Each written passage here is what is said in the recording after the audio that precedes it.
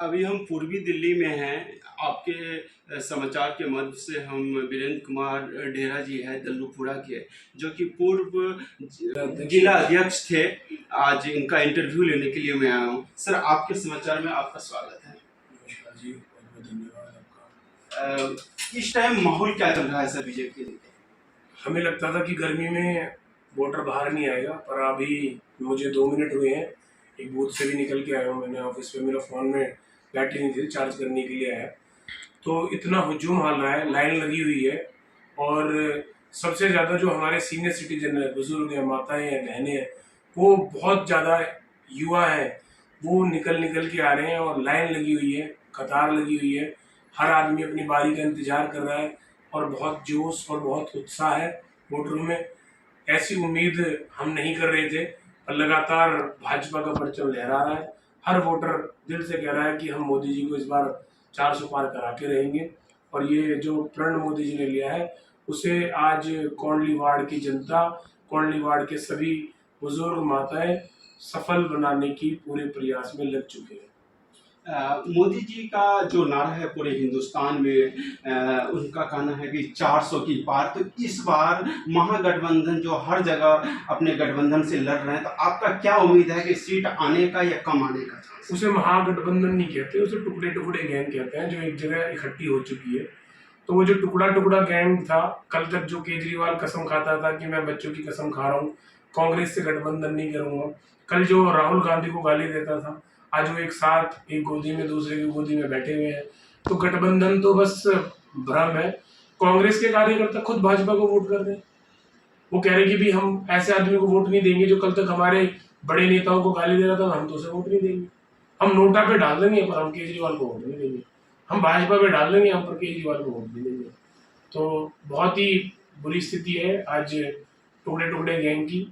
जो उन्होंने हमारे देश का नाम इंडिया रखा है, वो इंडिया नहीं रखना चाहिए था। मेरी तो यही उनसे अपील है, एक मेरी सलाह है उनको कि देश का गौरव है, उसको ना बिगाड़े।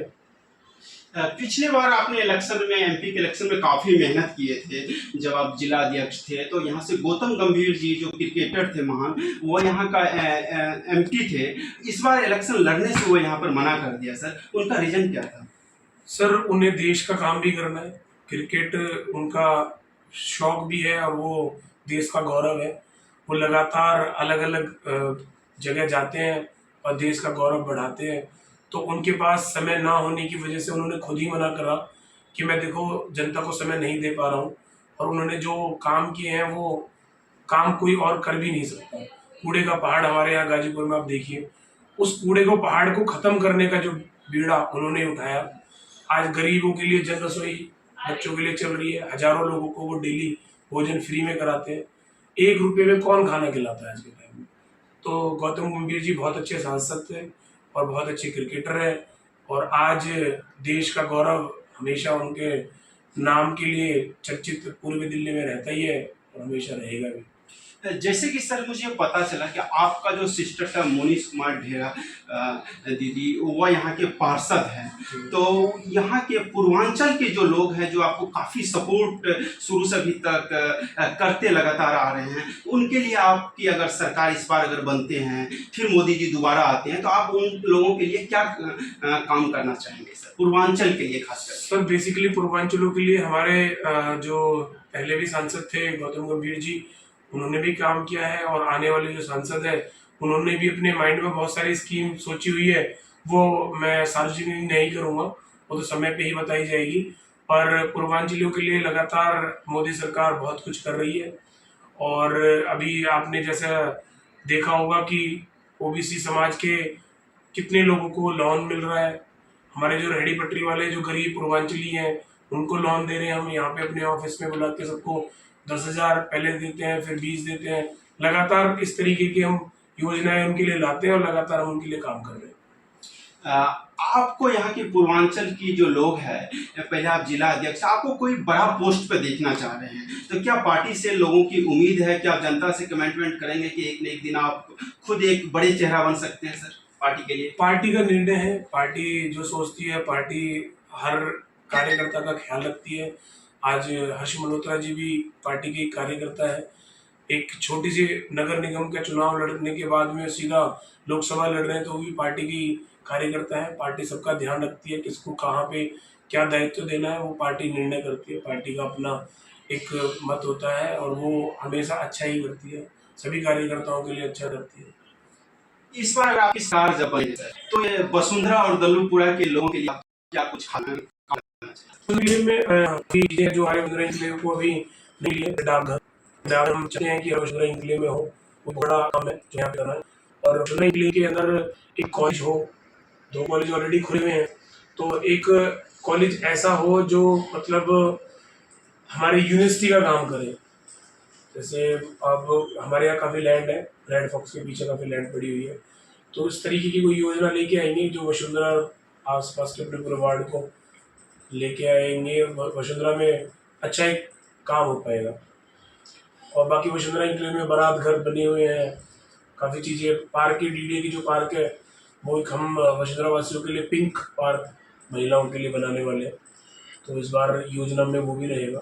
वसुंधरा इनक्लेव और दल्लूपुरा में कहीं पर टॉयलेट नहीं है, पब्लिक टॉयलेट जो लोगों की डिमांड है, तो आप वो क्या पूरा कर पाएंगे? बिल्कुल बिल्कुल, ये तो एमसीडी का काम है। और इस बार अगर सोसाइटी के लोग, क्योंकि हर सोसाइटी के अंदर गार्ड रूम के पास में टॉयलेट होता है, तो सोसाइटी में तो कोई बाहर रिक्वायरमेंट होती नहीं है, पर अगर कहीं लगेगा कि यहाँ रिक्वायरमेंट है तो हम जरूर टॉयलेट बनाएंगे। आपने बुजुर्ग लोगों के लिए बैठने के लिए भी आप एक जगह बनाए हैं जो कि इंडियन ऑयल के सामने में है। तो कुछ लोगों का कहना था कि मुनीष कुमार ढेरा दीदी जी ने बहुत अच्छी काम किए हैं, तो ये काम या बाकी चीज जो आप करते हैं ये प्रेरणा आपको कहाँ से मिलती है? सर, ये प्रेरणा मेरे माँ बाप से मुझे मिली। मेरे माँ बाप ने मुझे, मेरे फादर ने मुझे सिखाया कि हमेशा बुजुर्गों का सम्मान करना चाहिए। और वो लाइब्रेरी हमने मिहिर भोज, सम्राट मिहिर भोज गुजर जी के नाम से बनाई है, और वो शासक थे, बहुत बड़े शासक रहे हैं, और उन्होंने जो काम किए हैं उसी की प्रेरणा से हमने वो वहाँ पे बनाया है, बहुत सुंदर बनाया है। और वहाँ पे लगभग 800,000 मेंबर हैं उस संस्था में, और लगातार वहाँ पे रोज़ वो आते हैं, अपना एंजॉय करते हैं, शाम को फिर अपने घर जाते हैं, फिर शाम को आते हैं, रात में अपने घर जाते हैं, तो लगातार सब लोग उसका एंजॉय कर रहे हैं। बहुत अच्छा है, वो बहुत सुंदर बना हुआ है। गौतम गंभीर जी जो कि पूर्व सांसद थे, वो 1 रुपये में खाना खिलाते हैं। आज भी उनका कैंपेन जब वो ऐलान किया था कि मैं रहूं पार्टी में नहीं रहूं, पब्लिक 1 रुपये में खाना खाएंगे, तो ये चीज़ क्या दल्लूपुरा या वसुंधरा में संभव है सर? जी, वो हमारे यहाँ पे भी करना चाहते थे, पर उन्होंने बेसिकली वहाँ पे किया है जहाँ पे ज़्यादा झुग्गी झोपड़ियाँ हैं, जहाँ पे बहुत ज़्यादा मिडिल क्लास के लोग रहते हैं, जिनका पालन पोषण नहीं हो पा रहा था, बच्चे वहाँ के भूखे रहते थे। तो उस जगह इन्होंने कोशिश की, वहाँ पे ज़्यादा ये लाइब्रेरी और अपनी जन रसोई खोली है। तो हम आगे भी कोशिश करेंगे, सांसद जी से रिक्वेस्ट करेंगे कि एक जन रसोई हमारे यहाँ भी खोली जाए। मैं सर के अभी ऑफिस में आया हुआ था, सर ने पूरी पब्लिक का जो भी डिमांड था वो पूरा करने की कोशिश कर रहे हैं। आपके समाचार में आपने सर टाइम दिया, बहुत बहुत धन्यवाद। धन्यवाद।